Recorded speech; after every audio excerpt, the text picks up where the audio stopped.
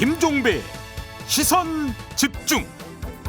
여러분 안녕하십니까, 김종배입니다.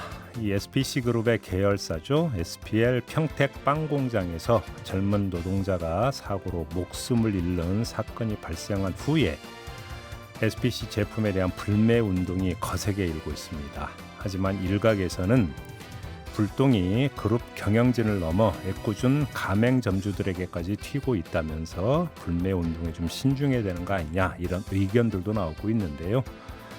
자, 김종배의 시선 집중 토요일 코너 토닥토담에서는 이 소비자 운동에 대해서 오늘 한번 입체 조망을 해보도록 하겠습니다. 10월 29일 토요일 김종배의 시선 집중, 광고 듣고 시작합니다.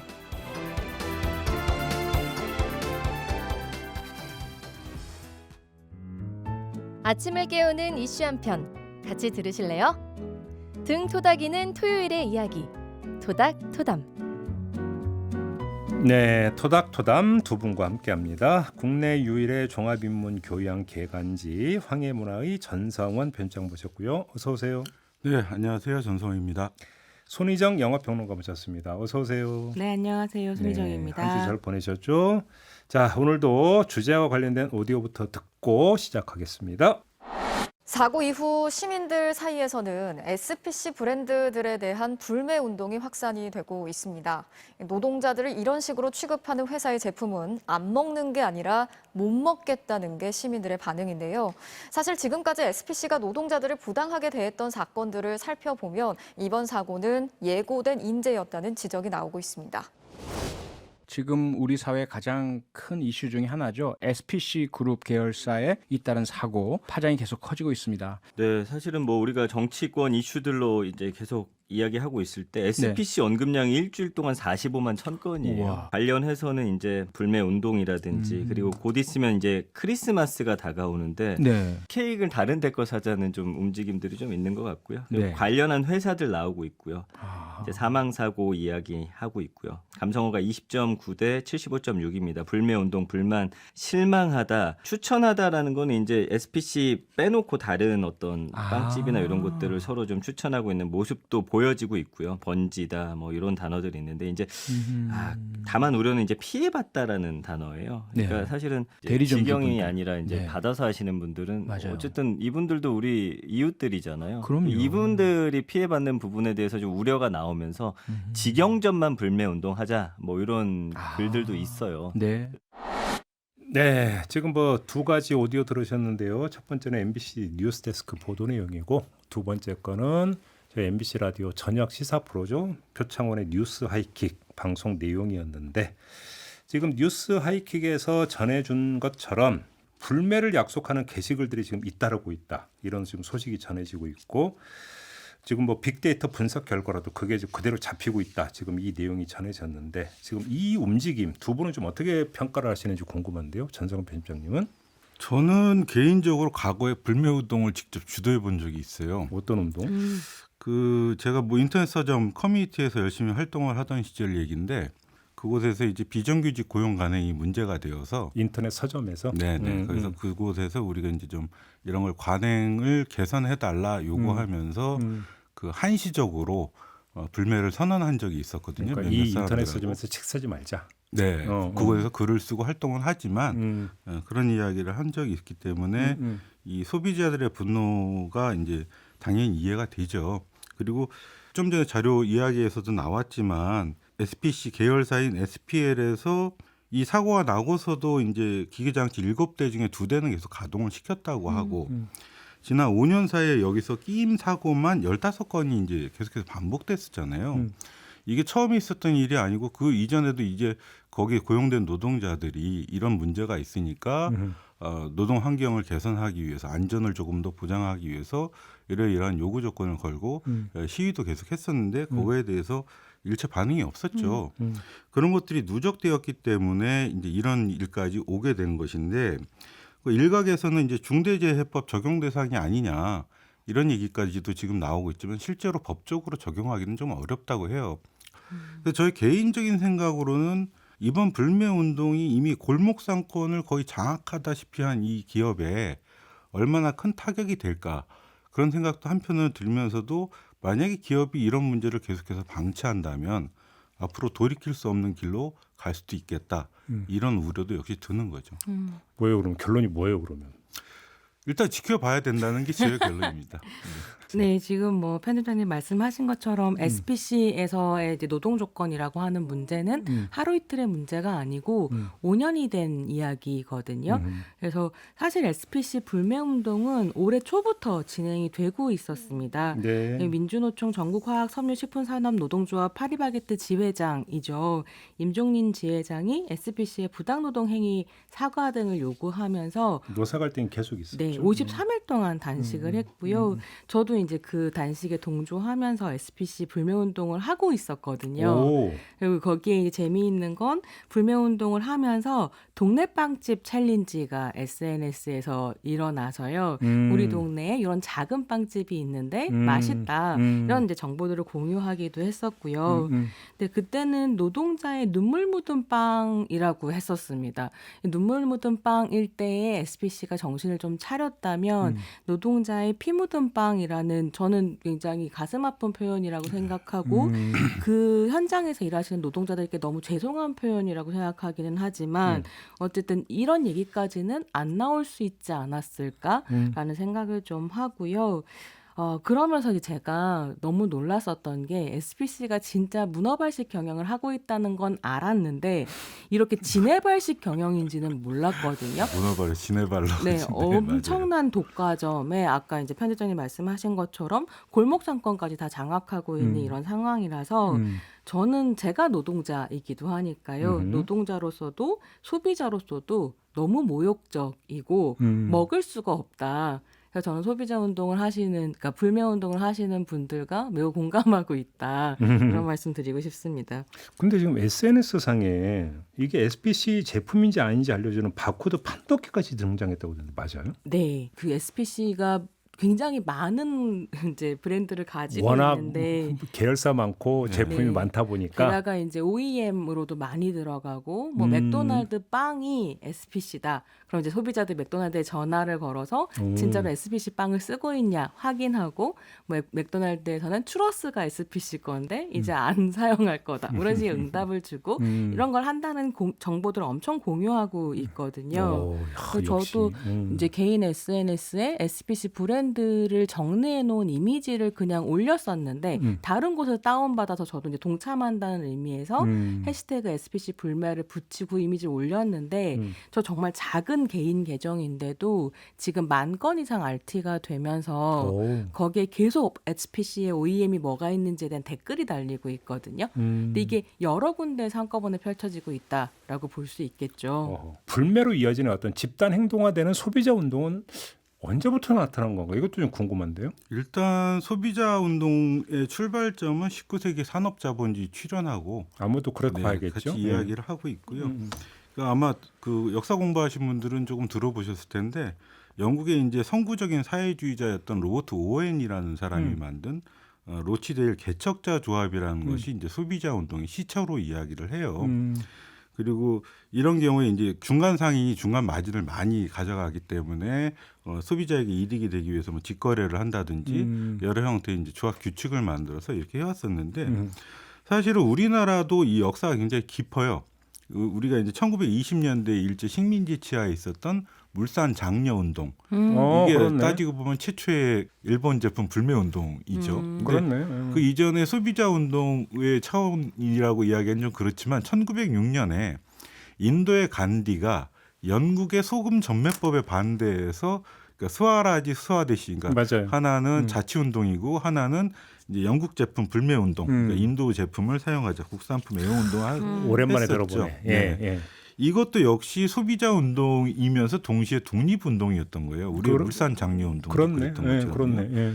그리고 우리나라에도 이제 1955년에 이제 되게 우리의 경우에 소비자 운동은 여성 운동과 결합해서 같이 간 경우들이 굉장히 많습니다. 그러니까 1955년에 대한여자 기독교 청년회 연합회가 처음 시작을 했었고 60년대에도 대한부인회, 대한어머니회 등이 이제 계속해서 소비자 운동을 이끌어왔고 현재도 사실은 여성들이 앞장서서 이 운동을 이끌고 있어요. 그래요. 저는 지금 이제 로치데일 얘기해 주셨는데 로치데일 개척자 조합이라고 말씀해 주셨고 보통 이제 한국어로 번역할 때는 로치데일 협동조합이라고 예, 얘기하는 맞습니다. 것 같아요. 왜냐하면 지금 이제 영국의 굉장히 큰 소비자 협동조합의 원조가 된 단체이기 때문에 이제 그렇게 얘기를 하는 것 같은데요.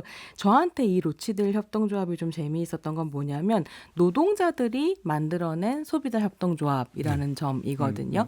그러니까 굉장히 지금 한국 사회에서도 소비자 운동을 얘기할 때 노동자성이 탈각된 상태로 뭐 직업 가진 사람들만 하는 것인 것처럼 얘기하지만 애초에 소비자 운동이라는 것 자체가 자본의 노동자 착취에 저항하면서 노동자들이 중심이 돼서 만들었었던 것이라는 걸 좀 기억할 필요가 있겠다 이런 생각이 들더라고요.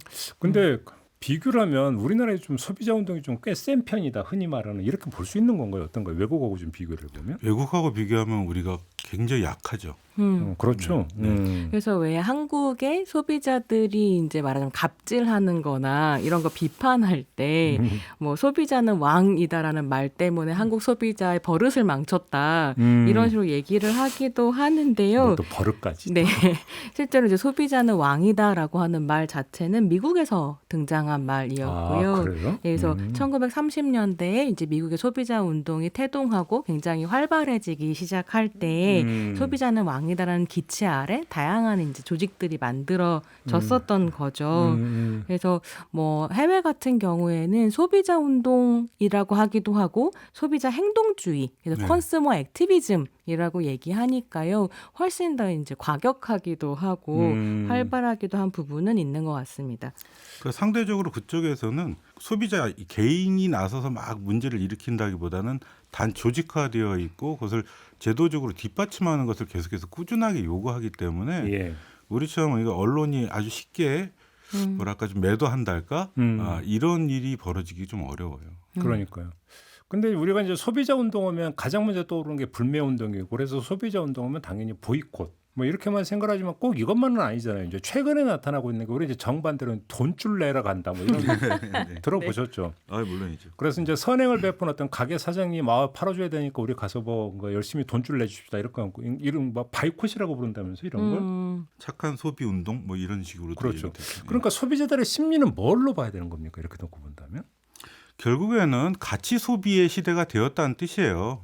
예를 들면 동물 실험을 하지 않는 것, 여성에 대한 어떤 뭐 차별을 하지 않는 기업, 그리고 그 기타 등등의 어떤 사회적 공익을 위해서 활동하는 이런 기업들을 우리가 우선해서 팔아주자라고 하는 운동 형태로 어떤 가치를 지향하고 그 소비하는 형태로 이제 변화하고 있다는 거죠. 사실 그 이제 실제로 이제 소비자 운동이라고 하는 것의 핵심적인 내용은 소비자의 주권을 지키려는 노력에서 출발했다는 점이고, 그래서 이제 앞에 처음에 말씀드렸을 땐 노동 운동과 함께 소비자 운동이 등장했다라고 말씀을 드렸지만 60년대 70년대로 넘어가면서부터는 소비자 운동 자체가 민권 운동이라든가 여성 운동, 환경 운동과 같은 시민 운동의 일환으로 받아들여지는 부분이 분명히 있었던 거죠. 네. 그래서 일종의 시민 운동이기 때문에 자신의 신념을 소비 행위를 통해서 표현하려고 하는 이런 욕망이라고 하는 건 어떻게 보면 자연스러운 일인 것 같기도 하고요.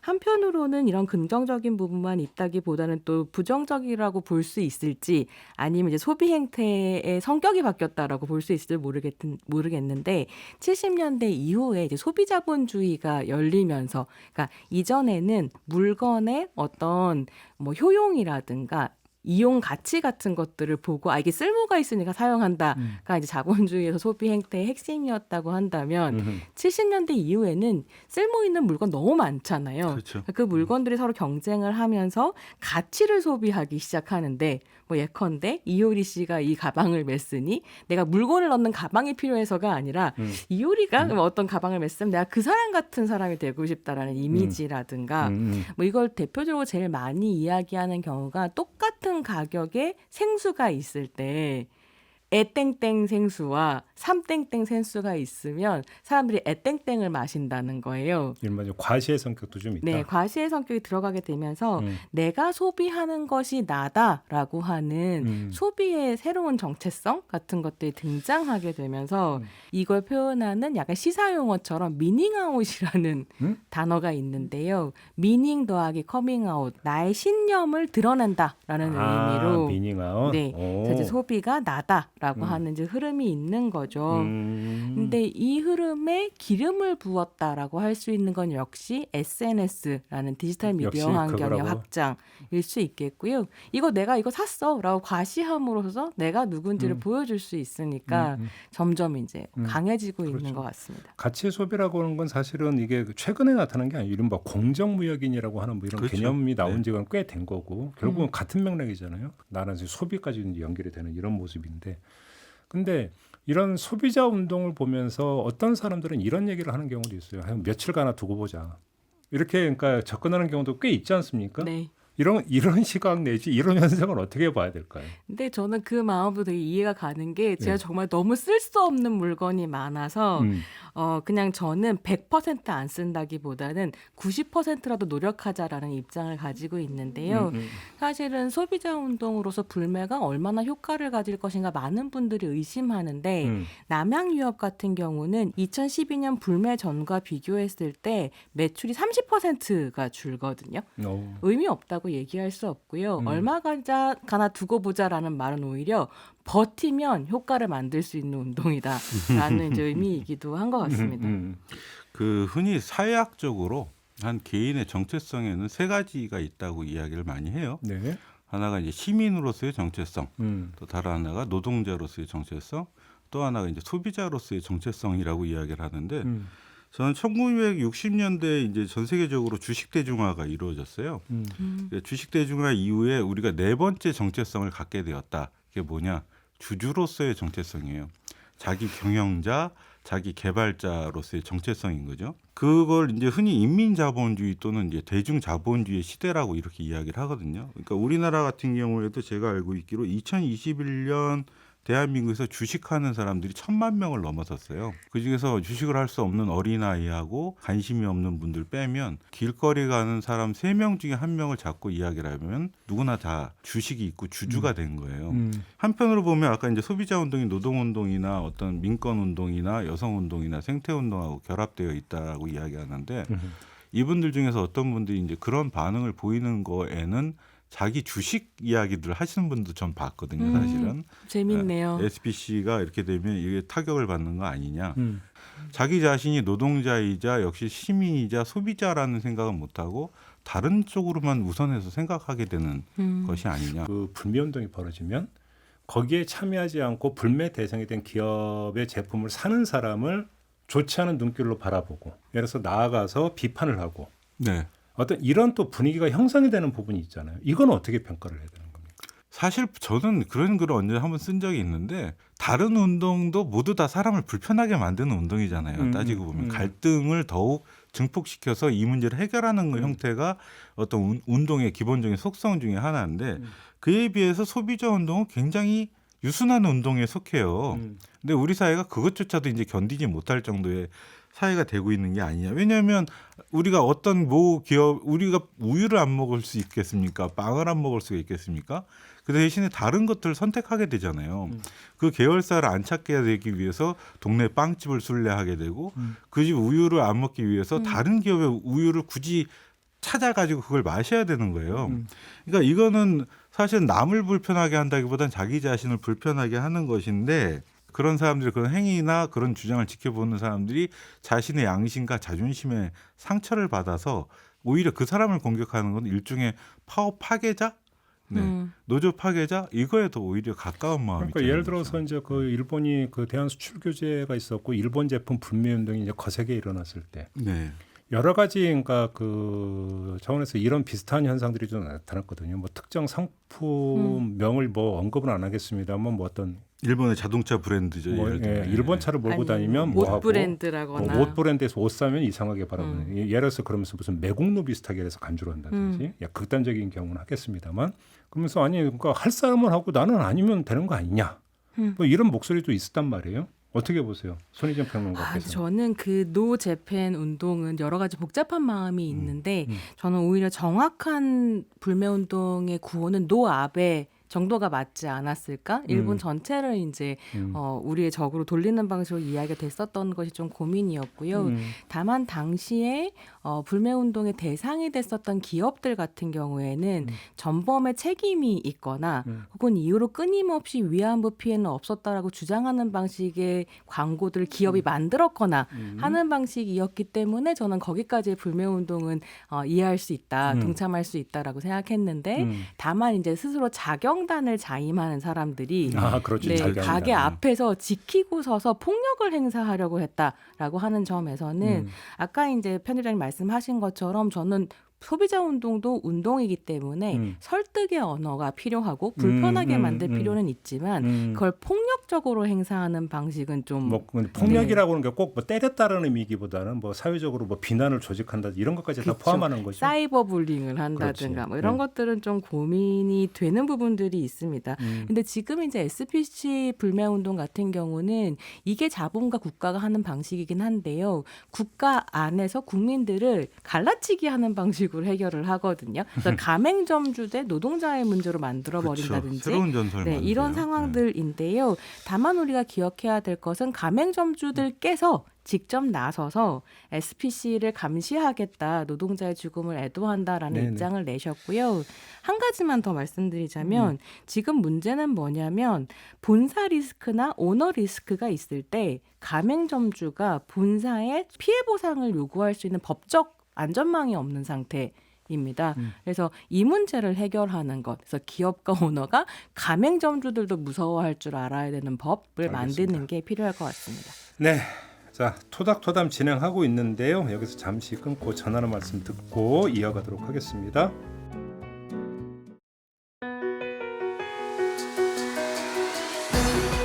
함께 가야 할 길을 묻습니다. 김종배의 시선 집중. 네, 김종배의 시선 집중 토요일 코너 토닥토담 함께하고 계시는데요. 손희정 영화평론가, 전성원 황해문화 편집장 두 분과 함께하고 있습니다. 자, 오늘은 소비자 운동에 대해서 이야기 나누고 있는데요. 어김없이 또 손희정 평론가께서 좋은 영화 한 편을 골라오셨습니다. 어떤 영화입니까? 네, 한국 영화를 한 편 가지고 왔는데요. 조영선 감독, 김상경, 이선빈 주연의 2022년 작품 공기살인입니다. 이제 공기살인이라는 제목에서 이미 어떤 내용인지 짐작하시는 분들도 계실 것 같은데요. 가습기 살균제. 네, 그렇습니다. SPC만큼이나 거대한 불매 운동을 촉발시켰던 사건이기도 하죠.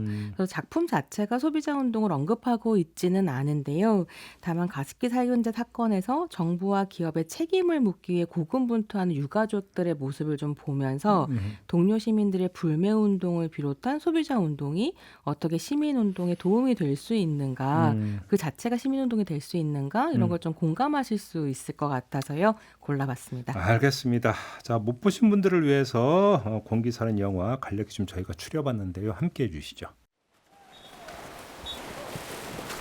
민우야, 너 이제 안 아파? 응, 이제 하나도 안 아파. 아, 그러지 마. 근데 너 없으면 심심하단 말이야. 응, 알았어. 며칠간 감기 증세로 고생하다가 오랜만에 수영장에 나온 민우는 그 어느 때보다도 들떠 있습니다.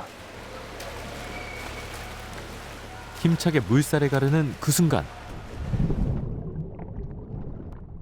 갑자기 팔과 다리가 말을 듣지 않고 급기야 온몸이 돌처럼 굳어지고 마는데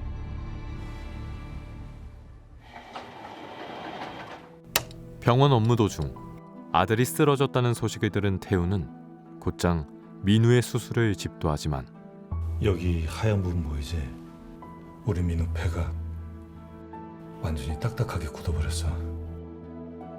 뭐? 그가 확인한 것은 민우가 급성 간질성 폐질환을 앓고 있다는 사실과 빠른 시일 내에 다른 폐를 이식받지 못하면 생존 확률이 떨어진다는 것이었죠. 그런데 언니, 정신 차려. 한객주 정신. 민우가 쓰러진 데 이어 아내마저도 집에서 쓰러졌다는 연락을 받은 태훈. 급하게 병원으로 옮겨보지만 아내는 허망하게 숨을 거두고 맙니다. 불과 몇 달 전 언니와 함께 받았던 건강검진에서는 아무 이상이 없었다는 처제 이야기를 들은 태우는 자신의 손으로 아내를 부검하는데 그 결과 태우는 아내가 아들 민우와 같은 폐질환을 갖고 있다는 걸 알게 되는데요.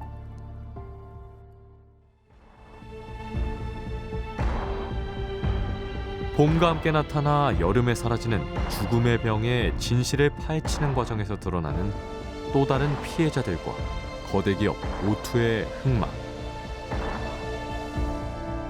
대한민국을 발칵 뒤집었던 가습기 살균제 사망 사고를 다룬 오늘의 영화 공기살인이었습니다. 네. 간략하게 영화 소개를 들었는데요. 오늘 주제와 관련해서 두 분이 좀 꽂혔던 장면이라고 할까요? 어떤 장면입니까? 손희정 평론가는? 사실 저는 제가 옥시싹싹을 썼었거든요. 그리고 이제 건강하게 잘 살고 싶었기 때문에 썼던 거기도 하고요. 근데 지금 제가 천식이 있어요. 그러니까 계속 의심하게 되는 거죠. 왜냐면 꽤 열심히 썼고 같이 일하는 동료들에게 좋으라고 또 회사에서도 쓰고 이랬었거든요. 그러니까 사실은 그래서 이 영화 전체가 1시간 50분 정도가 저한테는 엄청난 고통이기도 하고 공포이기도 했습니다. 근데 이제 영화를 보면 기업 대표의 모습이 등장해요. 그 사람이 되게 노골적인 대사를 하는데요. 사람 좀 죽으면 어때? 남은 거 갖다 다 팔자. 이렇게 얘기하거든요. 문제가 있다는 걸 알면서도 판매를 계속해서 하겠다라고 결정했던 건 매우 과장돼 보이기는 하지만 현실보다는 유화된 재현 아닌가? 이런 생각을 좀 하기도 했습니다. 전성환 편장님. 그 손희정 선생님 말씀에 약간 부연을 하면 실제로 그러니까 그 미국의 유명한 MBA 과정이 있잖아요. 와튼 스쿨인가요? 무슨 그 스쿨에서 이걸 가지고 실험을 한번 했었대요. 그 일반 학생들에게 이게 식품의약청이나 이런 데서 뭔가 논란이 된 제품을 수거할 것이냐. 근데 이거는 매월 얼마의 수익을 가져다 주고 있다. 그래서 이 학생들이 모의 주주총회에 임하기 전에 테스트를 했을 때는 90몇 %, 98%인가가 당장 수거해서 판매하지 말아야 된다라는 결과를 냈는데 모의 주주총회를 하고 나서는 법정 소송을 해서라도 이걸 꾸준히 계속 판매해야 된다. 라는 결정이 반복해서 실험을 할 때마다 그렇게 나왔다는 거예요. 그러니까 앞서서 제가 여러 가지 정체성이 있다고 했잖아요. 그와 같이 어떤 입장이나 위치에 갔을 때 사람이 이렇게 변신할 수 있다는 거죠. 그러니까 그건 버스 타고 갈 때와 걸어갈 때도 입장이 다른 거죠. 맞습니다. 그리고 저의 경우에도 가습기를 계속 지금도 사실 쓰고 있거든요. 저는. 그리고 아이가 태어났을 때도 그 제품을 넣어서 썼었어요. 그래서 영화에서 보면 그 윤경호 씨가 이제 연기했죠. 서우식 역을 그 아예 출근하기 전에 잠든 딸 머리맡에 있는 가습기에 자사 제품을 콸콸콸 쏟아넣는 장면을 보면서 마음이 막 찢어지는 것 같더라고요. 그리고 이제 중간에 보면 이제 호주에 이 제품을 수출하려고 했는데 거기 바이어가 대한민국에서 정말 이걸 쓴다고 하고 반문하는 장면 보면서 우리나라는 왜 이걸 못 막았지라는 생각이 이제 들었죠. 바로 그 지점에서 지금부터 좀 이제 기업의 책임과 제도의 허술함 이걸 좀 나눠서 지금부터 좀 얘기 좀 해야 될 것 같은데 우리가 이제 소비자 운동으로부터 이야기를 시작을 했는데 소비자 운동이 결국 목표로 하는 것은 기업에게 문제의 책임을 인정하게 만들고 그래서 변화를 이끌어낸다 이렇게 정리할 수 있는 거잖아요. 근데 사실 그 지금까지 우리가 그 쭉 진행해왔던 불매운동에서 과연 거기까지 도달해서 가시적이고 근본적인 변화를 이끌어낸 게 얼마나 있을까? 예를 들어서 기업의 회장의 사과 기자회견은 많이 끌어냈죠. 끌어냈지만 말 그대로 소나기 피하기 차원. 그냥 그때만 넘기고 보자라는 차원에서 그쳤던 경우도 참 많이 있었거든요. 기업의 책임을 묻는다라고 하는 것들이 너무나 당위적이지만 참 현실적으로 되게 어렵다. 예를 들어서 저 이 영화 초반부에 굉장히 몰입해서 보다가 사실 후반부에 맥이 확 빠졌어요. 왜 그런지 아실 거예요, 아마 선생님은. 그 진상규명위원회가 열리는데 저럴 수 없지, 저렇게 안 되지라는 생각이 딱 들었던 거예요. 실제로 이제 비슷한 사례로 굉장히 많이 언급되는 것이 이른바 탈리도마이드 베이비라는 사건이 있었어요. 그러니까 1950년대 독일의 이제 그 제약회사 구리넨탈이라는 곳에서 이 산모들의 입덧을 없애주는 약이다 해가지고 이 약이 전 유럽 그리고 일본에서도 대단히 많이 팔렸거든요. 이 약을 먹었더니 이제 그 산모들이 입덧을 없애기는 했는데 아이들이 기형아가 출산되었던 거죠. 유명한 사건이죠. 예. 그런데 이게 거의 유일하게 피해를 입지 않은 나라가 미국이었습니다. 미국의 FDA에서 일하고 있었던 당시 공무원이죠. 의료 담당관 프랜시스 켈시 박사라고 여성분이었는데 이분이 이것을 계속 의심스럽다고 해서 판매를 금지시켰어요. 그러니까 이 제약회사를 비롯해서 얼마나 로비력이 막강합니까? 엄청난 압력이 쏟아졌죠. 근데 끝끝내 막았어요. 예. 몇 년 있다가 이약이 기형아 출산의 어떤 출생의 원인이 된다는 사실이 밝혀지고 나서 존 F 케네디 대통령에게 용감한 시민상 훈장을 백악관에서 받아요. 그러니까 우리나라에서 과연 이런 일이 있을 때 이게 막아질까라는 생각이 드는 거죠, 한편으로. 그래서 지금 말씀하신 이제 저런 생각이 실제로 이 가습기 살균제 사건을 해결하려고 할 때 아무도 정부에서조차 책임을 지지 않는 이게 말씀하신 것처럼 자유시장 경제는 사람을 살리는 구조가 아니거든요. 전 이게 되게 명확하게 드러났었던 게 코로나 초창기에 마스크 대란을 보면서 이제 모든 국민들이 알겠구나. 시장은 사람의 생명에 관심이 없다는 걸 이런 생각을 했고 그러면 훨씬 더 정치가 시장에 개입할 수 있지 않을까라고 기대했지만 사실 그렇게 되지 않는 거죠. 정치가 너무 무능한 상황이고. 근데 그런 현실이 영화에서도 되게 또 이제 과장된 영화적인 문법을 통해서 재현이 되는 부분이 있는데요. 맨 마지막에 가게 되면 진상조사 규명위원회가 열리고 이것도 어떻게 보면 상징적인 장면이었던 것 같아요. 안정인증을 발급해준 국가기술표준원의 대표, 식약처, 환경부, 보건복지부, 국회의원 이런 이제 공무원들과 정치인들이 자리에 앉아 있고 김상경 씨가 연기한 주인공이 물어봅니다. 국가기술표준원 사람한테 거기서 안정인증 발급해서 우리가 이거 쓴 거 아니냐라고 얘기하니까 저희 국가기술표준원은 책임이 없습니다. 저희는 법과 규정에 따라 승인해 줬습니다. 그거는 식약처 탓입니다. 식약처는 우린 먹는 것만 취급하니까 환경부 탓이라고 얘기하고 환경부는 유해물질관리법에 따라서 신고만 받으면 되지 이건 보건복지부 책임입니다. 이렇게 얘기하면서 서로 이제 막 싸우거든요. 너무 현실을 잘 보여주는데 여기에 세기를 박는 게 이제 로비의 중심에 있었던 국회의원이 쓱 일어나더니 자 그만들 하시고 밥 먹으러 갑시다. 그쯤 했으면 됐어요. 근데 제가 야 이렇게까지는 못하잖아 이러면서 생각을 했지만 현실이 사실은 물밑에서 어떤 일이 벌어졌는지 알 수 없기 때문에 영화가 이제 이렇게까지 재현할 수 있는 그래서 소비자 운동으로만 사실 끝나는 것이 아니라 전 요즘 그런 고민하거든요. 그러니까 한국에는 로비를 안 하죠. 그러니까 시민운동 단체들이 이제 운동들을 하면서 이것들을 하는데 계속 이거를 막 뭐 빨갱이 프레임을 씌운다든가 아니면 무슨 지자체가 자판기냐면서 시민단체들 지원금을 끊는다든가 이런 식으로 이제 제약이 들어가기 때문에 시민운동의 영역과 더불어서 한국에도 본격적인 로비의 영역이 열려야 되는 건 아닌가 이런 생각이 좀 들기도 하더라고요. 이건 좀 고민입니다. 그러니까 좀 이제 기업의 책임부터 이야기를 하면 기업이 확실하게 책임의식을 느끼고 대처를 하게 만들기 위한 가장 좋은 방법은 이러다 우리 회사 망한다까지 가야 되는 거거든요. 근데 예를 들어서 특정 제품으로 한정이 되어버리면 사실은 꼬리 자르기가 얼마든지 가능한 거죠. 기업 입장에서. 그러면 저희 지금부터 이 제품 생산 중단하고 시중에 어떤 깔려 있는 거 전부 다 회수 조치하겠습니다. 땡.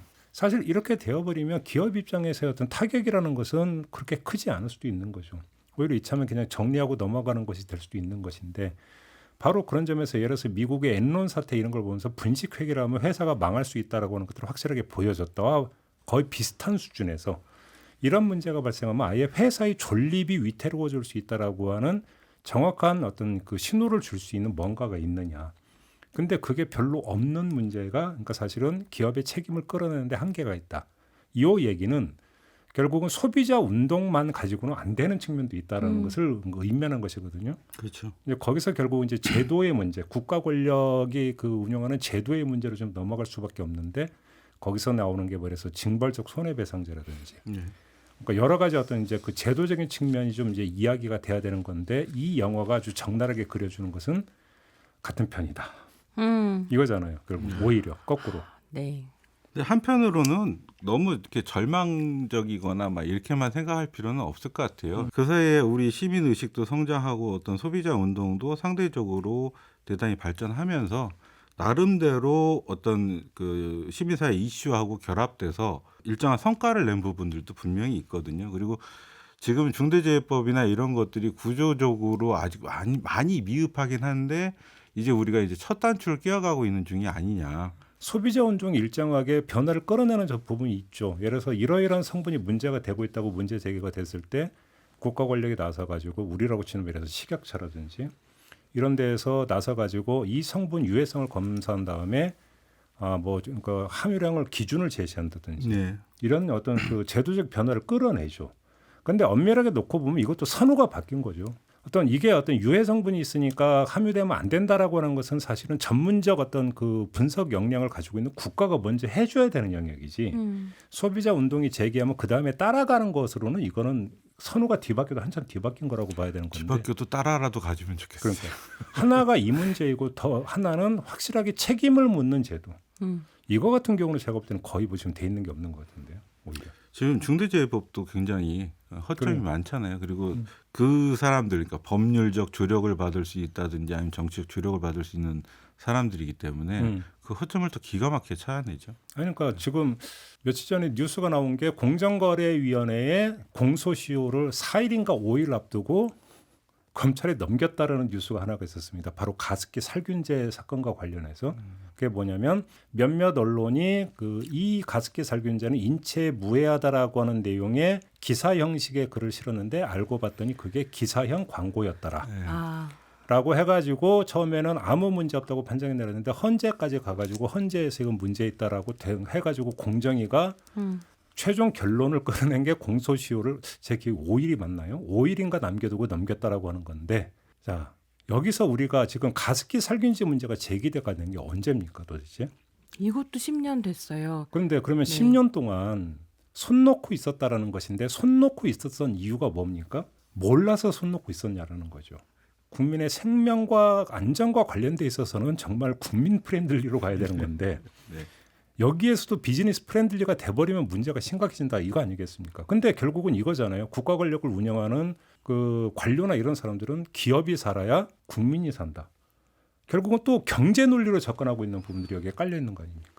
네, 기업이 살아야 국민이 산다라는 이 생각에 기본에 놓여 있는 게 일종의 낙수 효과라고들 하는데 낙수 효과 없다는 게 밝혀졌다고 하더라고요. 기업이 돈을 많이 벌면 이 기업이 그 돈으로 다시 투자를 할 거라고 기대하는데 투자하지 않는다는 거죠. 그래서 이런 부분까지 같이 고민해야 되는 문제인 것 같다는 생각도 들고요. 사람 목숨값이 너무 싸다라는 생각을 지울 수가 없습니다. 아까 이제 10년 됐다고 하는데 94년부터 사실은 출시가 돼가지고 시간적으로 치면 훨씬 더 긴 기간이기는 해요. 그리고 이제 한편으로 더 우울한 건 예를 들면 ESG 경영이나 이런 것들이 우리 국내에서 국내 소비자들이나 시민들의 정치적 요구로 출현한 게 아니라 글로벌 시장에서 이렇게 하지 않으면 경쟁력을 가질 수 없기 때문에 반강제적으로 되고 있는 측면들도 역시 우리가 지켜볼 필요가 있죠. 그러니까 결국은 자본에 눈물이 없다는 말에 기초해서 놓고 본다면 어차피 자발적 그 무엇인가를 기대할 수 없고 그건 강제가 되어야 된다. 어차피 강제가 되려면 결국은 제도가 뒷받침돼야 된다. 이거는 너무나 그러니까 교과서적인 이야기인 것 같은데 교과서적인 이야기가 구현이 안 되고 있는 게 엄연한 현실. 여기서 모든 게 발생하고 있는 게 아닌가. 이런 생각을 좀 한번 해봐야 될 것 같고요. 저희가 약간 각을 좀 바꿔갖고 저희가 이제 쭉 소비자 운동을 하면서 한 가지 지금 얘기 안 한 게 있어요. 그게 뭐냐면 그림자일 수도 있는데 이른바 블랙 컨슈머라고 불리는 사람들이 애먼 어떤 그 사장님들을 결국은 나락으로 빠뜨려 버리는 이런 현상도 분명히 문제 아니겠습니까? 문제죠. 이거는 뭔가 소비자 주권이라는 개념을 뭔가 잘못 이해하고 있거나 아니면 아예 이해를 안 하려고 하는 사람들의 망동 비슷한 거 이렇게 봐야 되는 거 아닙니까? 저는 근데 좀 다른 얘기라고 생각하는 게 그러니까 블랙 컨슈머라는 건 기본적으로 악의적인 목적을 가지고 기업과 사회를 기만하면서 자신의 개인적인 사익을 추구한다는 거잖아요. 그런 차원에서 보면 사실 이건 보험 사기예요, 범죄죠. 그러니까 이런 블랙 컨슈머들이 이야기하는 거는 이제 억지 주장을 계속 자기 억지 주장을 펼치고 규정 이상의 어떤 보상을 계속해서 요구하고 그러니까 상대를 굉장히 감정적으로 태우는 감정 노동을 시키는 그런 이제 특성이 있다고 하는데 이거하고 이게 저기 소비자 운동에서 이야기하는거나 혹은 이제 일반적으로 소비자가 나타나서 이게 어떤 불만을 제기하는 거하고는 완전히 차원이 다른 이야기라고 생각합니다. 네, 하지만 같이 고민해 볼 문제는 저는 있다고 생각하는데요. 이게 생산자보다 소비자의 정체성이 훨씬 더 강조되는 요즘 같은 시대에 그래서 노동 현장에서 나의 목소리를 내기 어렵고 정치적으로 내가 충분히 대의되지 못하고 내가 할 수 있는 어떤 창구라고 하는 것은 소비자로서 목소리를 내는 것밖에 열려있지 않은 것처럼 보이는 사회에서 소비자의 권리라고 하는 게 갑질로 이해되는 내가 이렇게 해도 된다. 난 지갑을 열었고 돈을 썼으니까 모든 걸 요구할 수 있어 라고 하는 생각하는 방식으로 연결되는 건 사실 염려스러운 부분이 네. 있고요. 최근에 정말로 이게 더 큰 문제가 되고 있는 부분은 코로나 이후에 플랫폼 경제가 더 확대되면서 배달앱이라든가 이런 식의 어플들에서 악플을 달고 이게 결국은 업주분들의 비극적인 죽음으로 이어지기도 바로 하는 그게 문제인데 그러니까 이런 블랙 부분. 네. 컨슈머가 그냥 개인적으로 한 매장이나 이런 데 가서 뭐 한다고 한다면 그냥 그렇다고 넘어갈 수도 있겠는데 100번 양보해서 SNS 시대에서 이게 뭐냐면 그 차원이 아니라 SNS 유통이 되고 그래서 그것이 일정 그러니까 이상하게 소비자 운동이라고 하는 외양을 쓰면서 잘못 알려진 상태에서 소비자 운동의 일환으로 만약에 실력 행사가 집단화되어 버리면서 한 가게를 그냥 망하는 걸로 몰아버리는 그런 사례들이 이제 그 아파트 이 집단 신도시 주변에 있는 상가들에서 사실은 많이 빈발을 해요. 그래서 살펴보면 불과 1년도 안 돼서 가게가 계속 바뀌는 형태. 이게 왜 그런가 봤더니 이제 특정한 무슨 지역 무슨 카페에서 거기 소비자들이 올린 글 이런 거에 대해서 이제 대처하는 과정에서 집단 조리돌림을 당한 셈이죠. 그래서 최근에 그 한국 소비자협회에서 그런 운동도 한다고 해요. 그러니까 500만 감정 노동자를 울리는 블랙 컨슈머하고 4천만 소비자를 봉으로 만드는 블랙 컴퍼니 이걸 동시에 퇴출시킬 수 있는 방법 이런 운동을 하고 있고 이런 것들을 이제 삼진 아웃 제도라고 해가지고 그런 소비자들은 거기서 더 이상 소비할 수 없도록 이렇게 퇴출한다든지 이런 제도를 만들자고 하고 있죠. 그러니까 이제 전개 상황을 보면 어떤 이런 어떤 블랙 컨슈머의 어떤 망동 같은 경우도 쫙 전개 상황을 보면 최종적으로 또 그 SNS 공간에서 바로 잡히는 경우가 많이 있어요. 근데 또 진실은 그게 아니다라고 하는 이런 이야기가 SNS에서 또 유통이 되면서 진실이 밝혀지고 그래서 바로 잡히는 과정이 물론 있고 그렇게 볼 때 넓게 보고 길게 본다면 거기서 갖고 있는 긍정적 기능을 그래도 우리는 놓치면 안 된다라는 이야기는 얼마든지 할 수는 있지만 문제는 가게 사장님 입장에서는 완전히 거덜난 다음이라면 그건 어떻게 그러면 보상할 것이냐 방법이 없다. 이게 참 문제인 거죠. 저는 그래서 이제 뭐 앞에서 편집장님 제도적인 보완 얘기해 주셨는데 또 하나 함께 고민해 볼 만한 건 SNS 시대가 만들어낸 속도전이라고 하는 건 어떻게 그러니까 어떻게 우리 반응 속도를 한 템포 늦출 것인가를 함께 좀 고민할 필요가 있겠고요. 살면서 진짜 못된 사람들 너무 많잖아요. 못된 사람들은 저는 어떻게 할 수 없다고 생각해요. 근데 그 못된 사람들에게 선동되는 경우가 있거든요. 저도 물론 그렇고요. 근데 요즘에 하고 있는 생각은 제가 최근에 본 영화 중에 정말로 재밌고 좋아했던 영화가 Everything Everywhere All at Once라고 양자경이 주연한 영화가 있어요. 그러니까 핫하던데요. 네, 이게 이제 멀티버스에 대한 영화인데 모든 거 싹 다 지우고 딱 하나의 메시지를 보자면 서로에게 친절하자. 거든요. 예. 그래서 자본이랑 싸울 때는 냉철해지되 서로에게는 친절한 마음을 가져야겠다 이런 생각 굉장히 많이 합니다. 알겠습니다. 자, 오늘 뭐 소비자 운동 이야기 좀 쭉 풀어봤는데요. 혹시 좀 못다한 말씀이나 아니면 또 우리 전성훈 PD님이 가끔 책 소개도 해주시는데 혹시 뭐 갖고 오신 책 없으신가요? 네, 오늘 책을 하나 갖고 왔는데요. 그 역사학자 설혜심 선생이 펴낸 소비의 역사, 지금껏 아무도 주목하지 않은 소비하는 인간의 역사라는 이런 부제를 갖고 있는 책이에요. 그러니까 우리가 현대 사회를 소비 사회라고 하고 매일같이 우리가 소비하지 않고는 살 수가 없는데 그런 맥락에서 소비가 어떤 의미를 지니고 있는가 역사적으로 잘 살펴주기도 하고 그다음에 아까 이제 우리 손희정 선생님이 민권운동 이야기도 하셨고 이런 사례들을 담은 내용들이 있습니다. 뭐 대표적으로 보면 그 흑인 민권운동하고 그 불매운동이 어떻게 결합했는가. 그러니까 인종차별을 하는 기업, 내가 가서 일할 수 없는 기업의 물건은 팔아주지 말자. 라는 식의 이런 운동들의 사례들도 보여주고 있으니까 우리 춘철이님들 한 번씩 보셨으면 좋겠습니다. 알겠습니다. 우리 손희정 평론가께서는 저는 앞에서 편집자님 책 소개해 주신 것으로 가름하겠습니다. 그렇군요. 묻어가셨습니다. 고맙습니다. 자, 오늘 이야기 이렇게 마무리하겠습니다. 두 분 수고하셨습니다. 예, 감사합니다. 고맙습니다. 네, 김종배의 시선 집중 토요일 코너 토닥토닥 오늘 준비한 이야기는 여기까지입니다. 자, 모두 마무리하고요. 저는 다음 주 한 주는 늦은 휴가를 가기로 했습니다. 그래서 다음 주 한 주는 여러분들께 인사를 좀 드릴 수는 없을 것 같고요. 하지만 다른 좋은 분들이 또 저희 시선 집중을 이끌어 주실 거니까 계속 함께 해주시기 부탁드리면서 저는 한 주 건너뛰고 그 다음 주에 인사드리도록 하겠습니다. 고맙습니다.